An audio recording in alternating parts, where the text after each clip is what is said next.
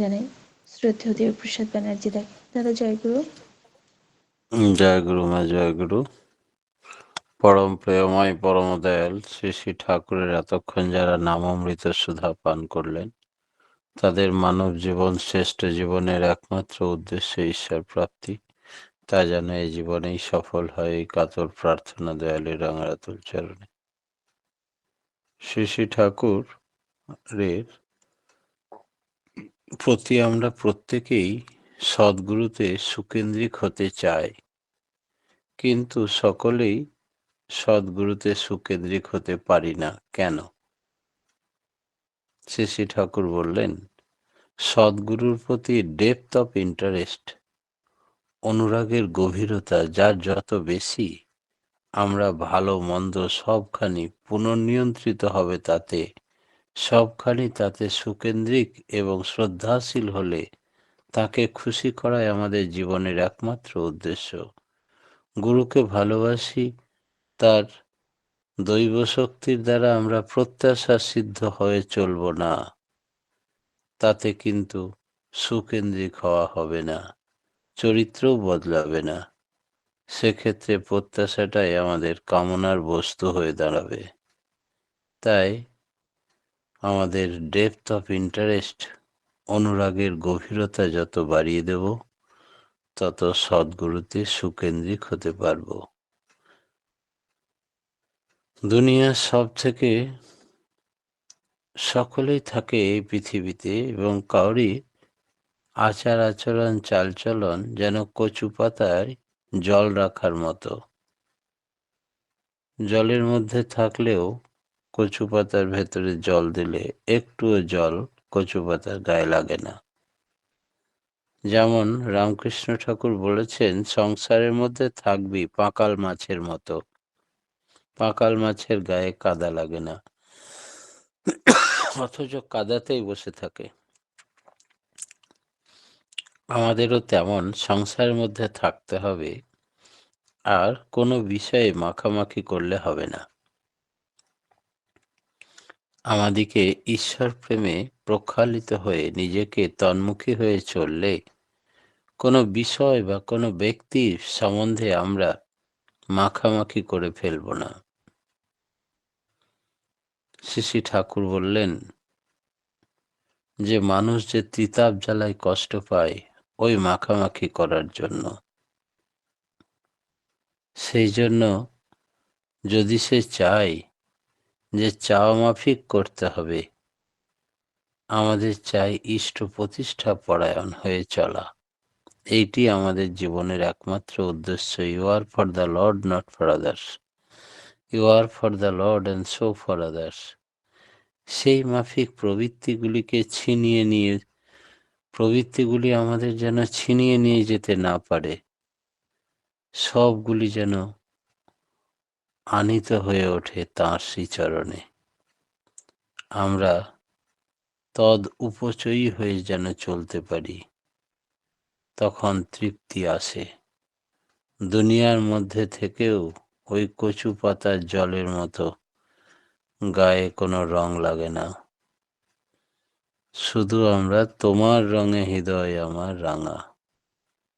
যদি ঈশ্বরের প্রেমে আমরা প্রক্ষালিত হয়ে থাকি, তার রঙে রঙিন হয়ে থাকি, তবে আর কোনো ব্যক্তি বা বস্তু আমাদেরকে নতুন করে রং ঢালতে পারবে না। সেবা মানে কি? সেবা সার্থক হয় কিসে? শ্রী শ্রী ঠাকুর বললেন, সেবা মানে পরিপালন, পরিপোষণ, পরিপূরণ, পরিরক্ষণ। এইগুলির ভিতর দিয়ে সেবা সার্থক হয়। সেবার ভিতর দিয়ে চাই ইষ্ট প্রতিষ্ঠা, নচেত সেবা সার্থক হয় না। সত্যম শিবম সুন্দরম, যা সত্তাপোষণী তাই শুভ, তাই সুন্দর। যিনি সত্য, তিনি শিব, তিনি সুন্দর। সাধু সঙ্গ মানে কি? সাধু মানে যিনি সাকসেসফুল, সফল, তার সঙ্গ করা মানে তাতে অনুপ্রাণিত হওয়া। তাহলে যা হওয়ার তা আপনি হবে। সংসারে কিভাবে চলতে হয়? সংসারে সব কাজকর্ম, আচার ব্যবহার, জপ তপ সবটার ভেতর দিয়ে ইষ্টকে উপচয় করে তুলতে হবে। আর আমরা যা কিছু সার্থক করে তুলতে হবে তাতেই। এইভাবে চললেই মানুষ শান্তি পাবে নিশ্চিতভাবে। তাহলে মূল কথাই হচ্ছে ভক্তি, বিশ্বাস, ভালোবাসা। এই হলে সবই আসে। এর মধ্যে অনেক কিছু আছে। মন্ত্র মানে কি? মন্ত্রের প্রয়োজনই বা কি? শ্রী ঠাকুর বললেন মন্ত্র মানে মনকে কমপ্লেক্স থেকে ত্রাণ করে রাখা। অর্থাৎ মন্ত্র মানে জীবনের সংকেত সবটার মধ্য দিয়ে কার্যকরী করা। প্রবৃত্তি চলনের দরুন নানা বিচ্ছিন্ন বোধি প্রণালী যা সৃষ্টি হয়ে আছে আমাদের ভিতর, মন্ত্রের প্রতীক যিনি, তাতে কনসেন্ট্রিক হলে সেগুলি নিয়ন্ত্রিত হয়। আনন্দমুখর অর্থ ভাবনা সমন্বিত মন্ত্র জপের ভিতর দিয়ে মানুষের অবচেতন মনের অনিয়ন্ত্রিত বহু কিছুই উদ্ভাসিত হয়ে নিয়ন্ত্রিত হয়ে উঠতে পারে। বীজ মন্ত্র জপার সঙ্গে সঙ্গে কি শক্তি বোঝা যায়? শ্রী ঠাকুর বললেন, যদি কনসেন্ট্রিক হয়ে করতে পারো তবে অনেক সময় ফাঁকা ফাঁকা আমরা করি, তাতে কিছু বোঝা যায় না। যদি সুকেন্দ্রিক হয়ে করো তবে আলোর আসে, আর সেই আলোটা অন্তর্দৃষ্টির ভিতর দিয়ে বেরোয়। কারো এর ভিতর বিশেষ শক্তির ভেতর দিয়ে বেরোয়। একটাকে বলে এই নাম জপ কিন্তু কন্টিনিউটি থাকতে হবে। একটাকে বলে অনুভূতি, আর একটাকে বলে বিভূতি। কারো দুটো একসঙ্গেই দেখা যায়, আবার কারো এমনও হয় যে একটি হয়তো কথা কইতে কইতেও বিভূতি বা অনুভূতি আসতেই থাকে। কি করে আমি জানি না।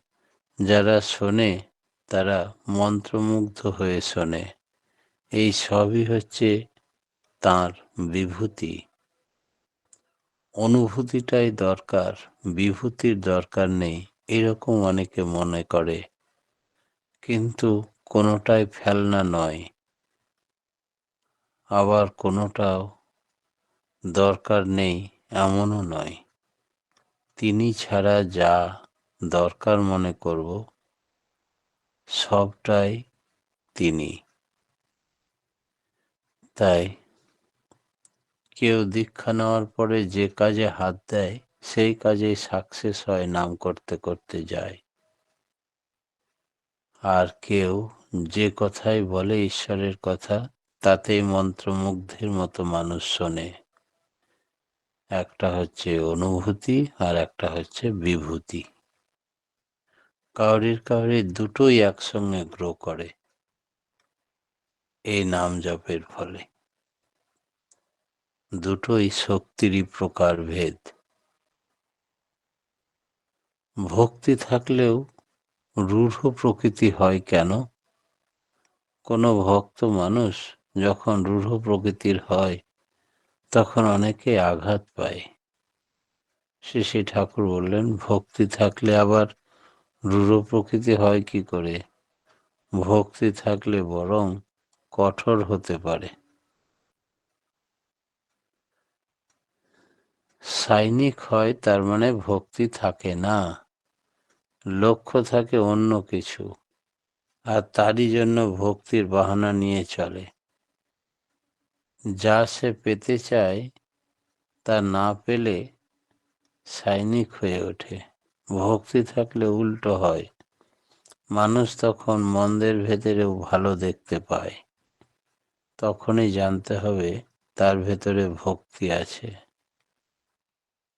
মহাপুরুষরা সদ্গুণে সঞ্চারিত করে দিতে পারেন কিনা অপরের ভেতরে? শ্রী ঠাকুর বললেন, বাই ইন্ট্রোডাকশন, আবিষ্ট করে দিলেও তা বেশিক্ষণ টেকসই হয় না। মহাপুরুষদের লক্ষ্যই হলো মানুষের সত্তাকে উন্নত করে দেওয়া। ভেতর থেকে যদি না থাকে তাহলে মানুষের কল্যাণ হবে না। একজন ভক্ত একদিন জিজ্ঞেস করছেন, সাধনা করলে শক্তি কি আমার আছে? সাধনা করব তার জন্য, আমার জন্য, to be fit and for him, তার জন্য যোগ্য হতে হবে আমাকে। আমি চাই তার সেবা করতে অনন্তকাল, তার জন্য যোগ্যতা চাই, সেজন্য অনুশীলন তৎপর হয়ে চলা। আমি ভাবি আমার তপশ্চর্যা তোমাতেই পরিপুষ্ট হোক, তোমাতেই আপরিত হোক, তার প্রীতি আমার একমাত্র স্বার্থ হোক। এমনভাবে চলাকেই সাধনা বলে। এতে শক্তি সঞ্চারিত হয়। শক্তির চর্চা করতে হয় কেন? শ্রী ঠাকুর বললেন, ভক্তির চর্চা ছাড়া অবশ্য ব্যভিচারী ভক্তি না হলে, অর্থাৎ একে অনুরক্তি ভক্তি, সেইরূপ ভক্তি অচ্যুত ও সুকেন্দ্রিক হওয়া চাই। মানুষের তাতে সুখও হয় না, উপভোগ হয় না, জ্ঞানও হয় না। কিছু পাওয়ার প্রত্যাশা না রেখে শুধু তাকে ভালোবাসি, তাই তার সেবা করি, এমন মনোভাব নিয়ে ভক্তি ভরে চর্চা করলেই শক্তি আপনি জুটে। অসঙ্গতি নেই কিসের মধ্যে?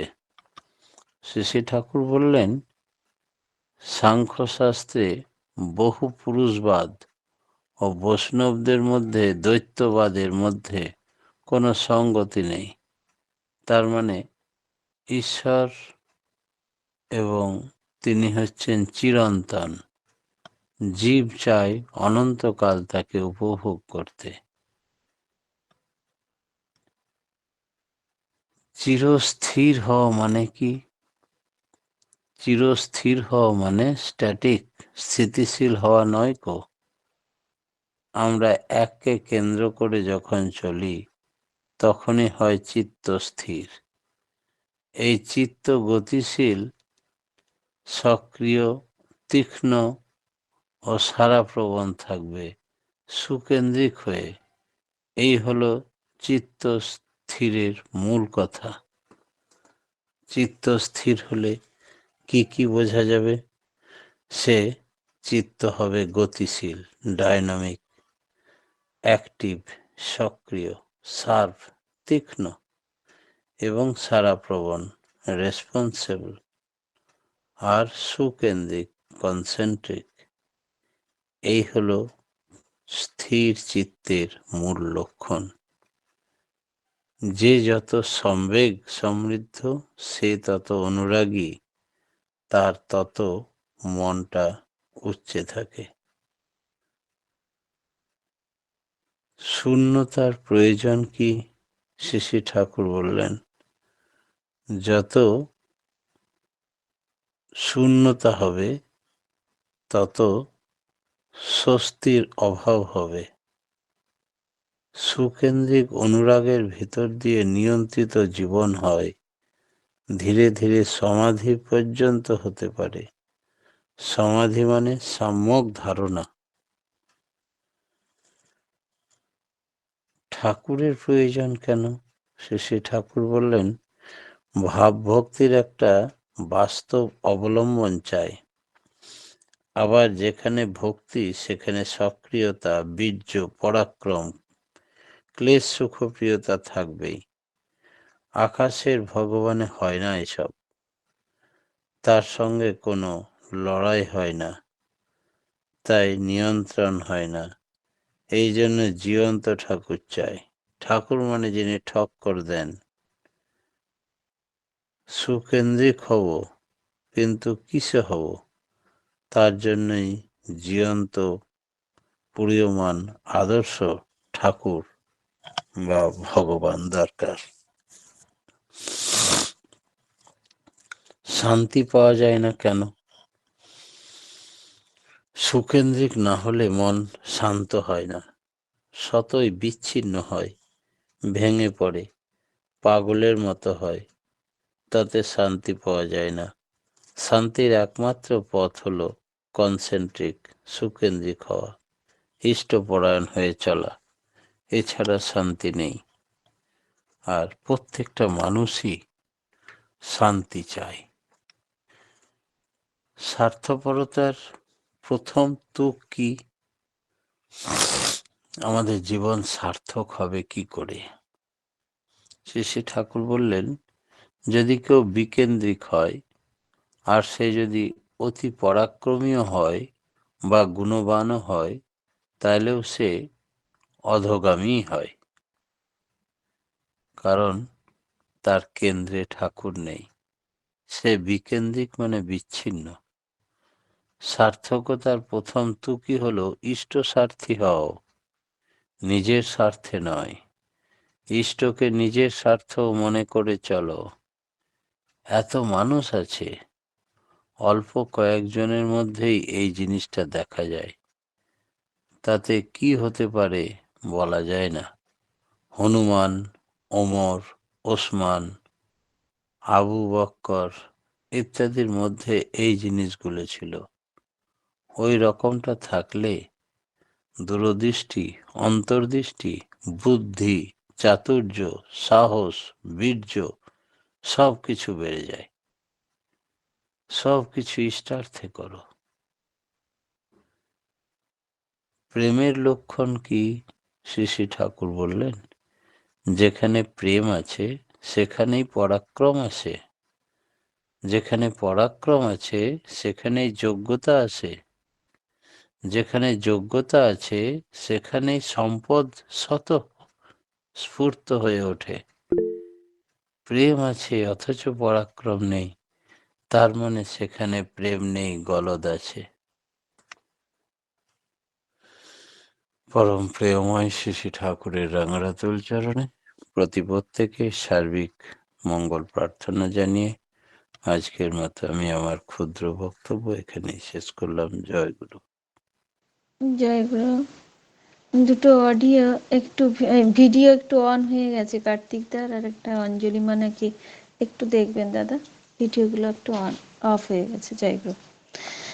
জয় গুরু। খুব সুন্দর আলোচনা শুনলাম যে সৎগুরুতে সুকেন্দ্রিক হতে পারি না অনুরাগের অভাবের জন্য। সেবার মধ্য দিয়ে ইষ্ট প্রতিষ্ঠা করতে হবে। সাধু মানে সফল হওয়া, মন্ত্র মানে মনকে ত্রাণ করা। সুকেন্দ্রিক হয়ে নাম করলে শক্তি আসে, নাম ধ্যান করলে অনুভূতি এবং বিভূতি যোগ লাভ হয়। ভক্তি থাকলে সব ভালো দর্শন হয়। ব্যভিচারী ভক্তিতে শক্তি নেই। যত শূন্যতা তত স্বস্তির অভাব। ভাব ভক্তির জন্য গুরুর দরকার। ঠাকুর ঠক্কর দিয়ে শেখান, সুকেন্দ্রিক এর অভাবের জন্য শান্তি হয় না। আর প্রেম থাকলে পরাক্রম অবশ্যই থাকে। খুব সুন্দর আলোচনা করলেন দাদা, আমরা সমৃদ্ধ হলাম। পরমপিতা রাঙারাতুল চরণে আপনার সার্বিক মঙ্গল প্রার্থনা করি।